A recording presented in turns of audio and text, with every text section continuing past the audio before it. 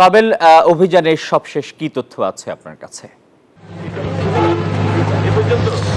ধন্যবাদ আসিফ। আপনি জানেন যে লক্ষ্মীপুরে খাল নদী দখল দূষণে অস্তিত্ব হারাচ্ছে, জলবদ্ধতার আশঙ্কায় এমন শিরোনামে নিউজ 24 সহ বেশ কয়েকটি গণমাধ্যমে খবর প্রচার এবং প্রকাশ হয়। এরপরেই এখানকার যে স্থানীয় প্রশাসন তারা নড়ে চড়ে বসেছেন, তারা জলাবদ্ধতা নিরসনের জন্য উদ্যোগ গ্রহণ করেছেন এবং এরই ধারাবাহিকতায় আজকে 11টায় তারা যে অভিযান কার্যক্রমের উদ্বোধন করেছেন।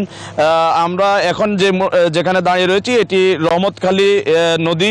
এটি আসলে অনেক স্থানেই দখল দূষণে অস্তিত্ব হারাচ্ছে। এমন পরিস্থিতিতে এখানকার জেলা প্রশাসক উদ্ধার অভিযান, দখল দূষণ অভিযান কার্যক্রম পরিচালনা করছেন। আমরা একটু দেখানোর চেষ্টা করি যে এখানকার যে লক্ষ্মীপুর পৌরসভার যে মাদাম ব্রিজ সংলগ্ন এলাকায় পৌরসভার আয়োজনে এই কার্যক্রমটা পরিচালনা হচ্ছে।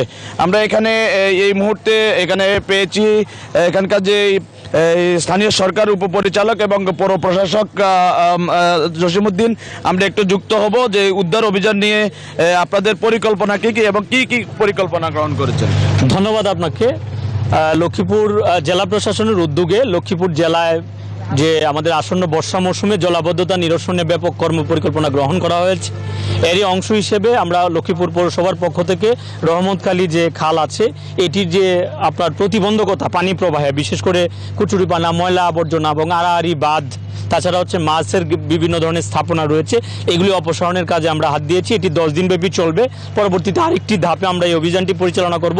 এর পাশাপাশি এই খালের অংশে যারা অবৈধ দখলদার আছে বিভিন্ন স্থাপনার মাধ্যমে তাদেরকে চিহ্নিত করার জন্য একটি কমিটি গঠন করা হয়েছে। এই কমিটির রিপোর্ট আমাদের হাতে আসা মাত্রই আমরা অবৈধ যে স্থাপনাগুলি আছে এটির দখল উচ্ছেদ করে আমরা রহমতখালী খালকে পুনরুদ্ধার করব এবং আশা করি বর্ষা মৌসুমে যে জলাবদ্ধতার সংকট পৌরবাসীর এটি অনেকাংশে কেটে যাবে। সেম অভিযান কিন্তু লক্ষ্মীপুর জেলার প্রতিটি উপজেলায় চলছে। পর্যায়ক্রমে এগুলি আমরা সমাপ্ত করব আর কি। ধন্যবাদ। ধন্যবাদ। আপনি যেমনটি শুনলেন যে 10 দিন ব্যাপী প্রশাসনের এই অভিযান চলবে। আপনাকে একটু জানিয়ে রাখি যে লক্ষ্মীপুরের উল্লেখযোগ্য নদীদের মধ্যে মেঘনা, ডাকাতিয়া, রহমতখালী এবং বুলুয়া নদী। এই বুলুয়া নদীগুলো আসলে এখনই অনেকটাই দখল দূষণ তাদের অস্তিত্ব হারাচ্ছে। পাশাপাশি আমি পানি উন্নয়ন বোর্ডের এখানকার যে নির্বাহী প্রকৌশলী রয়েছে তার সঙ্গে কথা বলেছি। তিনি যেমনটি আমাকে জানিয়েছেন যে রহমতখালীর অর্ধশতাধিক স্থানে এখানে দখল করা হয়েছে এবং বুলুয়া নদীর এখানে 50টি কালভার্ট এবং ব্রিজ নির্মাণ করা হয়েছে, যেটি আসলে নদীর যে প্রশস্ততা এই প্রশস্ততার চাইতে অনেক কম এবং উচ্চতায় কম। এবং এখানে যে ডাকাতিয়া নদী রয়েছে সেখানে 57টি পয়েন্টকে তারা চিহ্নিত করে তারা অভিযান পরিচালনা করবে বলে এখানকার পানি উন্নয়ন বোর্ডের নির্বাহী প্রকৌশলী আমাকে জানিয়েছেন। তো এই ছিল লক্ষ্মীপুর থেকে দখল দূষণ নদীর উদ্ধার অভিযান নিয়ে আমার কাছে সর্বশেষ। আমি ফিরে যাচ্ছি স্টুডিওতে আসিফ টিপুর কাছে। বান্ডেল থাকলে প্রতি সেনমানিতে টাকা বাঁচবে। বিকাশ সেনমানি বান্ডেল কিনে জিতুন প্রতি লেনদেনে।